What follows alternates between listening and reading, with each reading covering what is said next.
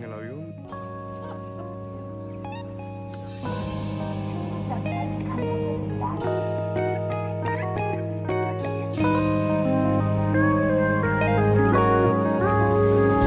Llegamos a Korea.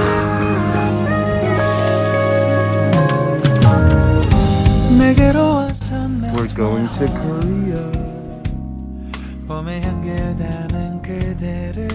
Ahí nos vamos en el avión de 2 pisos. Super cool. You were just like one spring day. 설레임을 주는 걸 언젠가부터였을까 기다림의 끝에 너를 만났고 모든 게 새로 느껴져 Something in my heart 네 맘 전하고 싶어 Then you ring my valentine What's up, it's future me, all clean, shaven, and with a fresh new haircut. I officially welcome you guys to the Korea vlogs. I'm gonna be narrating and just telling you guys everything that happened in between the clips that I filmed. I'm just gonna be giving you the details that you guys missed when the cameras were off. I feel like leaving Korea was pretty easy, just like going through the whole airport process. That was pretty normal to when you travel not internationally, like locally. The experience was pretty much the same. I do have to say that we were like kind of nervous of how many hours we had to be on the plane ride from LA to Seoul in South Korea. It was about a 13-hour plane ride, which is, I know, just crazy. 13 hours flying in the air, like what? Getting on the airplane, that was kind of fun. The airplanes were so big. I don't think I've ever been on an airplane that big. The airplane was 2 stories, had like a whole bar area, obviously for first class, not for us economy, because that's where we were sitting at. I am gonna admit that if I ever do another international flight like this, or like travel internationally, I think I'm gonna really save up and just get like business class, because economy is really tough when you're flying like for 13 hours. Like, it is not that comfortable. Even though, I'm not gonna lie, it wasn't so uncomfortable, but you know, you want to stretch your legs, you want to sleep. You can't really do that there. On the way to Seoul, they gave us so much food. They first gave us like this meal like within like an hour of the flight. Then like 30 minutes after the meal, they gave us some treats, and they also gave us dessert, which was really good actually. The food, I did not like it that much because, I'm sorry, but I don't really like Korean food at all. So I ate it, but it didn't really do it for me. Like, it was not good in my opinion. And further in the flight, when we were closer to landing, we got another meal, and then we also got like treats and snacks in between that. So we ate a lot on that plane. I am gonna admit that the plane wasn't bad. It wasn't a bad plane. Like I'm telling you, it was very fancy for like first class and all. But in some things, I feel like it was lacking. It didn't have Wi-Fi. Like, it did not have any Wi-Fi. The whole plane ride, like 13 hours without Wi-Fi, no internet, and I couldn't like access anything on social media or like watch something on Netflix or something. So at least I went prepared, and I had downloaded a whole bunch of series on Netflix. I honestly really expected it to have Wi-Fi, because especially it's such a long trip and the plane looks so fancy and stuff. That was kind of weird for me. If you're wondering if I slept anything on the trip, if I slept 2 hours, that was a lot, because I really don't remember sleeping at all. It was so uncomfortable just to like fall asleep. I had this like neck pillow thing, and that's not comfortable for me either, so it was hard for me to sleep. So I basically did not sleep. In the airplane, they did give us these pillows, and they gave us like a little blanket, and that blanket was so soft. I literally fell in love with it, and I kind of stole it without me knowing that I stole it. I thought they just gave it for us, like to keep, but it's a long story. But then I figured that it actually wasn't for me to keep, but I took it anyways, and I literally have it right there on my bed. But I will say that I did use that blanket on this whole entire trip. Like every single day I used it. We're in Korea.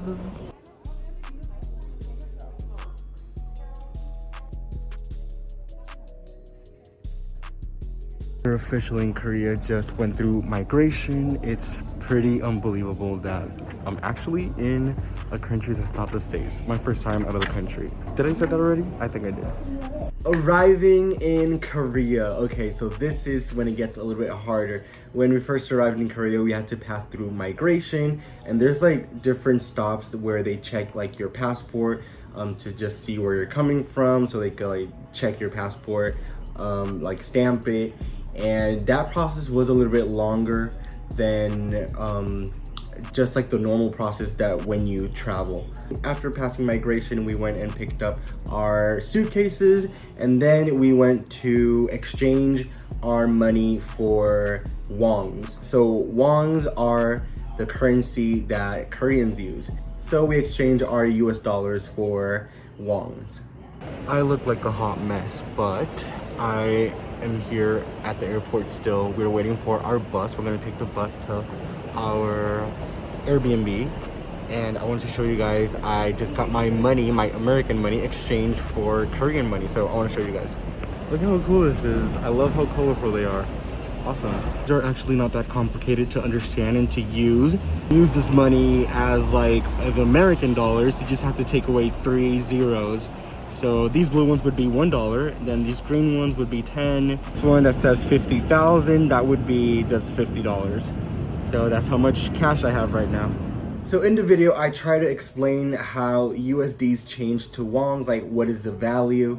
And I don't know if I did a good job, so I'm gonna try to explain it a little bit easier here. Dollars have a higher value than wongs. So when you travel to Korea and you come from America and you have dollars, you end up having more money in Korea because dollars are worth more. And then I looked it up online just now to know exactly how much is the equivalence. 1 Korean won would be 70 cents in American money. From the airport, we jumped on a bus which would leave us in the station nearest the Airbnb that we were staying at. And that was Gamnan Station, because the first place that we were staying at here in Seoul was in Gamnan. And yeah, it is what you're thinking, Gangnam Style. That is where the song originated from. Bus is here. Got my ticket right here. Let's get on this bus.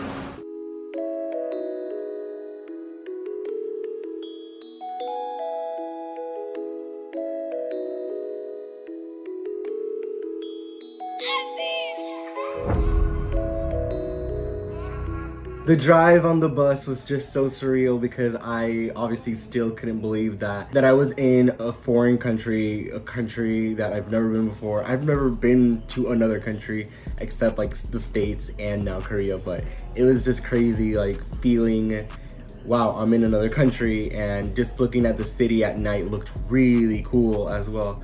And I just took so much footage of it and so many pictures of just how the skyline looked because it was pretty cool. When we got to Gangnam Station, we walked about like 15 minutes trying to find our Airbnb, and then we just figured it out. It was kind of really close to where the bus left us off. But yeah, we walked from there to the Airbnb, and that was our first night in Korea.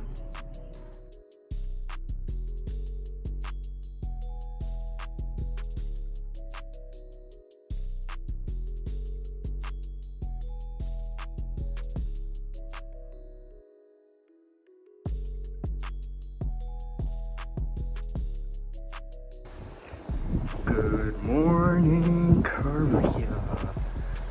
Okay, this is, not gonna lie, this is kind of epic. That's our view from our Airbnb. This view is kind of really cool. Let me clean my lens, it's kind of dirty. Now we're dogging. So that's pretty high up. We're really high up. I'm gonna show you guys. So we're on the 17th floor. That's crazy high up, but we're gonna go get breakfast now.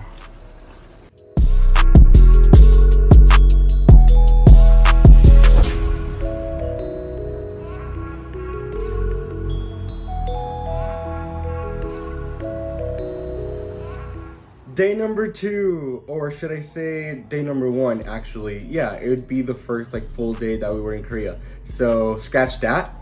Day number 1. Okay, so day number 1 in Korea was very interesting. We really were taking the taste of what Korea was like and what our trip would look like without us even really knowing. So I'm just gonna give you guys the quick story to this really long story.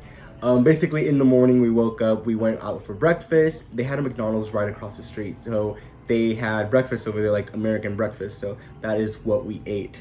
After having breakfast, we noticed that we all got a text message saying that we had to turn in our COVID testing before the end of the night, or else like you could face like jail time or like a fine or something like that. Like, laws in Korea are no joke. Like, you do not want to get in trouble in Korea because pretty much everything is jail time. And I know it sounds really crazy and exaggerative, but that is how the country runs. And here's when everything started to get a little bit complicated for us. I know, yeah, in the first day, man. Before doing our trip to actually getting to Korea, we had already looked up if we had to get a COVID test before getting on the plane.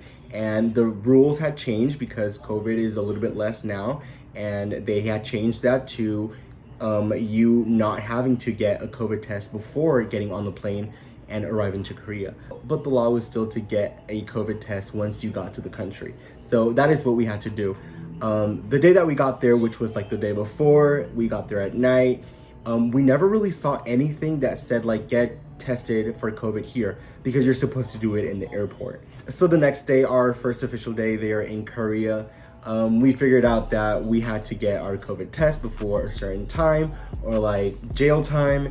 So we spent a lot of time just trying to find where we could get the COVID test and not having to go all the way to the airport because the airport was a bit far. It was like an hour.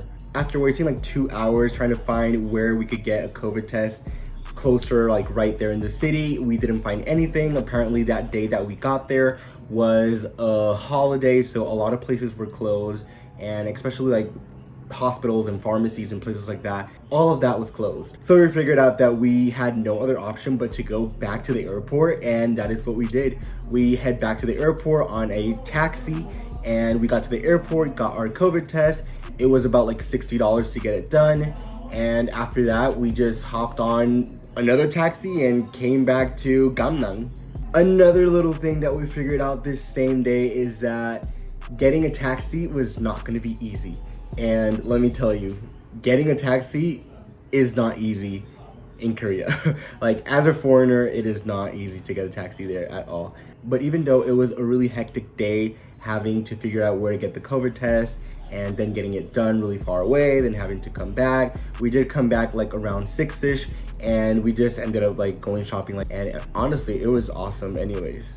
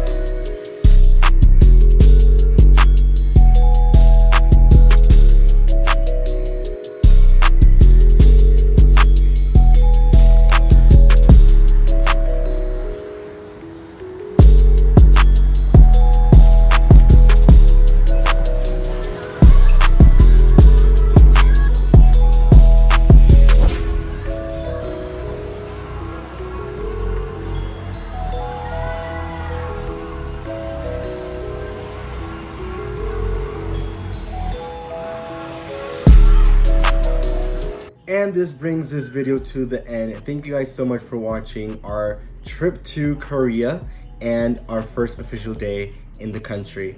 I would definitely recommend you guys to subscribe to this channel because I'll be uploading so many more vlogs on Korea and just like all of our adventures and everything that went down in South Korea. So definitely hit that subscribe button. Please give this video a thumbs up and don't forget to follow me on Instagram where you can find all the pictures that I took on this vacation. You guys are not gonna want to miss out on these vlogs. So I will catch you guys in the next one. Bye.